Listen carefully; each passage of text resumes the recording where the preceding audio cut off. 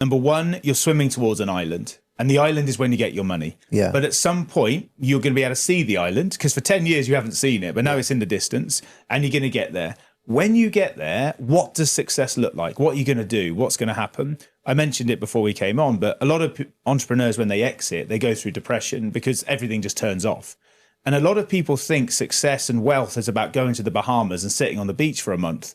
Well, that's cool, but it's pretty boring after a few days. And actually, all your mates are at home and your family and everything. So I worked on maybe 4 or 5 things that when I was going to get to the island, this is what I was going to do. My other thing is I want to be the best at what I'm doing. Yeah. And I'm able to find things that are I'm a real completer, right? So I want to complete a task. I'll give you some examples. I am now one of the biggest blood donors in the world. Right. I donate blood every 15 days or 14 and a half days. I donate 3 bags every time I donate. You cannot donate more anywhere in the world. I can't give you a badge that says I'm the biggest, but I probably am because I'm 18 stone and there's plenty of blood in me. That's a real benefit for me. And every 14 days, I know I have to be ready to donate blood. There's certain things you can and can't do when you're donating blood, like drugs and tattoos and certain types of sex and all sort of stuff. You have to make sure you deliver. So that's a way that I still get my buzz of being number one. The other thing is I love to travel. Yeah. So I'm setting myself a task. I'm going to complete all of the EU in April. So I'll have visited all 31 countries in the EU.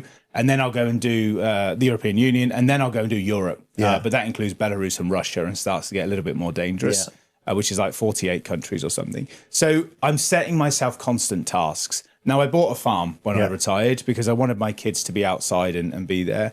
So I really relax when I'm in that environment. We're just getting some pygmy goats now, so we're starting the animal process. But we built an enormous tree house, and I mean an enormous one last year. My dad and I love fire. So I love to just go and get lost for a couple of hours burning things, singed all my hair off yesterday, which will be on my socials at some point. But it's just all about creating goals to achieve. 2 or 3 of the goals I had when I got to the island. One was I wanted to go on holiday every August for 4 weeks, which I have done for the last 3 years. Yeah. So just go away for 4 weeks.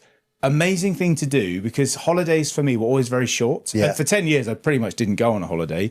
But I love going away for 4 weeks and not worrying about when you're coming back. Yeah. No scales, eat all the shit you want while you're there. Just, no one, you don't know anybody. Take clothes that are bigger so that as you get bigger, you're wearing them as the year goes on, etc. The second one was I love my family and my family is big.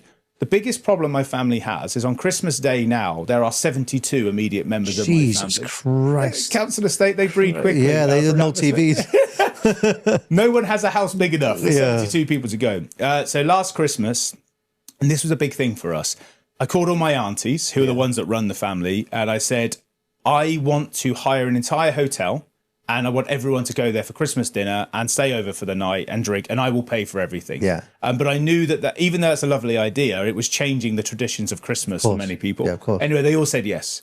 So last year we hosted 78 people. We bought a whole hotel out for the day and night. Oh, man. And paid for absolutely everything. Cost about 15 grand. Well, it wasn't as much as you thought.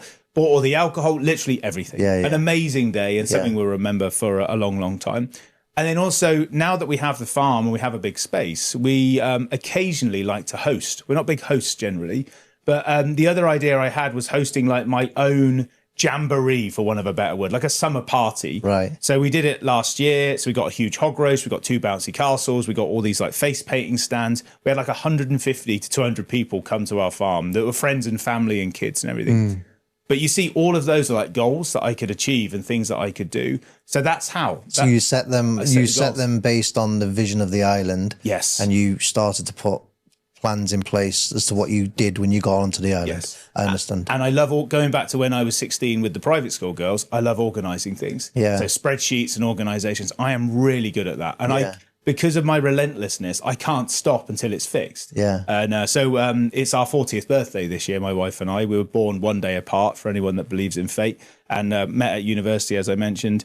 We're going to host a 40th birthday party, but we're going to have a burger van in the day, and then we're going to have a pizza van at night, and then we're going to have all disco and all this other stuff out in the garden in the summer. So it's just, I love getting involved in that stuff. Yeah. I'm very, very fortunate now in my financial position that I don't have to worry about income. Yeah. So I can get lost in all of those things and not worry about everything else. All I need to know is, am I there to take the kids to school in the morning? And am I going to be back in time to pick them up? and all the other stuff can happen in between. And am I present? Right. I can only speak for myself. Well, I was going to talk about that then. So, hey, I hope you enjoyed the podcast so far. I'm just going to take a quick 30 seconds of your time to explain to you one of the biggest problems that people have when it comes to fitting out their new office space. And that problem is they get AV in too late. When you get AV in too late, what happens is they treat it as an afterthought. They treat it as a bolt-on. It's a few screens on a wall. Let's just put some screens on and make it work. Massive, massive, massive mistake. And we see it day in, day out, where people treat AV as an afterthought. To try and avoid that mistake, you need to bring AV in, the design of AV in really early as you possibly can. Now, to try and help you with that, we've put together what we call an AV bundle. It's a bundle. The link is in the description below, and it gives you the ability to configure your own AV meeting room so you know what solution you're putting in the rooms. It gives you a risk map for the project so you know when to bring AV in, and it gives you a budget calculator so that you can budget AV in early as opposed to later when you realize that AV, frankly, isn't as cheap as what everybody thinks. So grab the bundle below. Get AV in as early as you possibly can and avoid the mistakes that lots of our clients actually do when it comes to refitting their offices. It's what advice would you give? And I'm almost asking this as my own advice as well, given that I'm on that journey.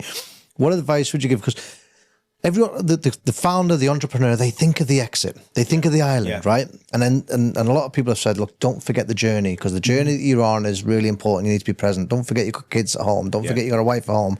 You need to make time for all that. What advice would you give on that? Yeah, we're born from the same bread, right? We're all driven to find the island.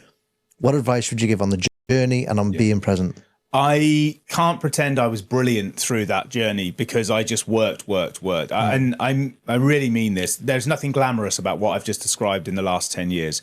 I would pretty much, before we had kids, I would have Saturday afternoon off. Yeah. And my wife and I used to argue because my wife did ballet on a Saturday, but I wanted Saturday afternoon off because I like watching Final Score, I like football. Yeah. But usually I go around to my mum's house and I just fall asleep on the floor.